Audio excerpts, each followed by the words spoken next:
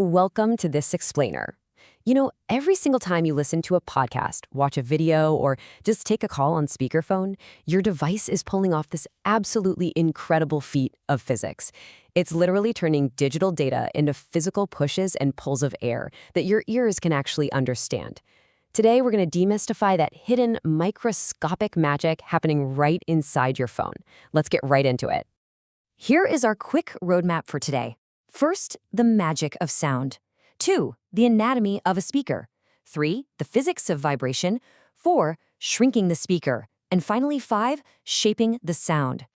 Section 1, the magic of sound, the transformation of data into physical waves. So we press play on our devices every single day, right? We totally take it for granted. But this whole process relies on something called an electroacoustic transducer. Now, this isn't some brand new cutting-edge concept. It actually goes all the way back to Alexander Graham Bell's 1876 patent for the telephone. Essentially, a transducer's job is to do the exact opposite of what a microphone does. It takes fluctuating electrical currents and turns them into actual physical motion. A really well-designed one will perfectly deliver human speech right between 300 hertz and 3.4 kilohertz. But how does a tiny piece of electronics actually pull that off? That brings us to Section 2, the anatomy of a speaker, dissecting the 4 core components. Let's break down the actual physical architecture. The inside of a modern mobile speaker is a brilliant feat of engineering, built in precise layers. You've got a front frame and a rear frame, basically sandwiching the whole thing together. And right there in the middle, you have the diaphragm, the magnet, and the voice coil. Thanks to modern manufacturing, engineers can pack all these parts with incredible symmetry into a super compact space. So how do all these parts actually work together? Well, a mobile speaker works by converting electrical signals into sound waves. When you play your favorite music, the phone sends an electric current to that little rectangular coil of wire, the voice coil, sitting right inside the speaker. Now, this coil is placed right near the magnet. As the current changes, it creates this moving magnetic field that actually causes the coil to vibrate. These vibrations then move the small diaphragm attached to it, which physically pushes the air around it. And bam, that is exactly what creates the sound waves you hear. The outer frame just holds it all together and guides the airflow. Section 3, the physics of vibration, translating electrical current into mechanical motion. Okay, it's one thing to just say a diaphragm vibrates, but why does it move in the first place? It really happens in 4 elegant steps. Current is driven through the voice coil, making it act like a little electromagnet and creating a dynamic magnetic field. Meanwhile, that custom magnet we mentioned earlier is just sitting there, providing a constant, static magnetic field. The dynamic field of the coil interacts, or really, it actually fights against the static field of the magnet. That violent little interaction creates physical motion. It literally pushes and pulls the voice coil, taking the attached diaphragm right along with it. Now, we could get totally bogged down in the intense math here, stuff like Maxwell stress tensors and magnetic governing equations, but let's keep it simple. It all boils down to something called the Lorentz force. The Lorentz force basically states that when you combine an electric current with a magnetic field, you get physical motion.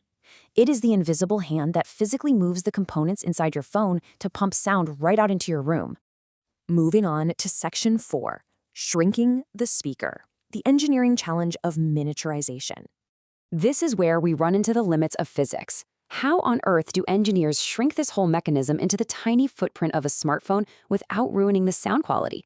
To make it work, the industry has aggressively shifted away from traditional round speakers. Now they use these highly specialized, low-profile oval and rectangular components. Why? Because the space inside your phone is premium real estate. They use these custom rectangular frames and oval voice coils just to squeeze into tight spots while trying to maximize the active surface area as much as possible. It's a massive design puzzle. But here is where we hit a massive wall. As these micro-electromechanical systems get smaller, a huge physics problem pops up. See, sound pressure output is proportional to the diaphragm's surface area, its vibration amplitude, and the square of the working frequency. Basically, tiny diaphragms really struggle to push enough air to create loud, clear sound, especially at lower frequencies. When you actually calculate this miniaturization problem, the numbers are wild. Take a tiny 4mm diaphragm, for instance. The required deflection, like how far it actually has to bend, just to hit a 90 decibel sound level at a 1 centimeter distance is staggering. To hit 90 decibels at a high pitch, say 4 kilohertz, it only needs to move a tiny bit, about 6 micrometers. But to hit a low frequency, like 300 hertz, it has to bend over 1 full millimeter. And for a microcomponent, moving over a millimeter is a massive, incredibly stressful excursion. The big takeaway here is that smaller diaphragms have to work so much harder. They naturally move less air, so to compensate, they have to physically travel much further. Generating those deep, low frequencies, the bass in your favorite track, is incredibly difficult. It requires extreme precision in manufacturing just to make sure the sound doesn't get totally distorted when that tiny diaphragm is being pushed to its absolute physical limits. So, if the physical speaker is this tiny and it struggles this much to move air, we have to ask a crucial question. Does it act alone in producing the final audio output that you actually hear? Let's find out in Section 5, Shaping the Sound, how acoustic cavities define the final output. We're not just talking about the speaker module itself anymore, we're actually talking about the empty space inside the phone surrounding it. Advanced multiphysics simulations show us something pretty incredible. The external environment inside your phone fundamentally alters the acoustic loading. Whether a speaker is front-firing, side-firing, or has a specific back cavity shape inside the chassis, that empty space is doing a ton of the heavy lifting. Specifically, research shows that side-firing cavities create a distinct mid-frequency boost. It's a phenomenon called Helmholtz resonance. If you've ever blown across the top of an empty glass bottle and heard that hum, it's the exact same idea. Meanwhile, the back cavity behind the speaker adds acoustic compliance, or mechanical stiffness. That can actually shift the entire system's frequency response downward, which artificially boosts those lower bass tones the tiny diaphragm was struggling with. To quote the research directly, while intrinsic factors determine baseline performance, the external acoustic environment formed by device cavities plays an equally critical role. Basically, the intrinsic parts of the speaker, the magnet, the coil, they're just the baseline.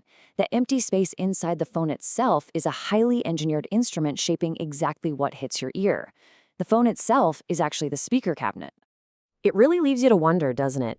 The next time you listen to a song or take a call, are you just hearing the audio, or will you actually appreciate the microscopic, invisible push and pull of air happening right there in the palm of your hand? From the Lorentz force driving that voice coil, to the extreme deflections of a tiny diaphragm, all the way to the acoustic resonance of the phone's internal cavity, it is just an absolute symphony of physics. Thanks so much for joining me on this explainer, and keep on learning.